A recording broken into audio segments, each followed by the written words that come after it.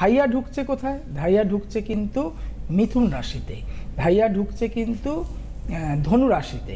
এই যে ধাইয়ার প্রভাবটা আমরা সবসময় বলি যে 7.5 বছর শনি তোমার পরীক্ষা নিচ্ছে, কখনো তুমি পরাজয় হচ্ছ, কখনো তুমি জয়ী হচ্ছ, কিন্তু ধাইয়ার সময়টা ভীষণ ক্রুশিয়াল।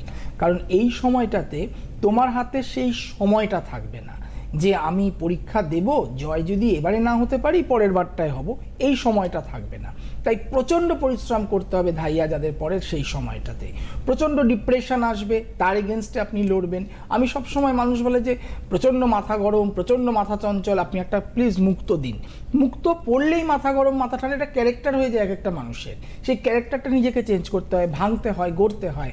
এই যদি আপনি না পারেন, মানে প্রচণ্ড নেগেটিভ আসছে আপনার জীবনে, সেই নেগেটিভগুলোকে আপনি গ্রাস করছেন এবং বাড়িতে অন্ধকার রুম করে বসে থাকছেন নিজেকে একা শান্ত করার জন্য, হবে না। আপনাকে তার এগেনস্টে লড়তে হবে। যত আপনি নেগেটিভিটি পাবেন, আপনি সেই নেগেটিভিটির এগেনস্টে লড়ুন। আপনি একটা সময় গিয়ে পজিটিভিটি আপনার হাতে আসবে। আপনার অলসতা ভীষণ বাড়বে, মনের মধ্যে নেগেটিভ চিন্তাভাবনা বাড়বে।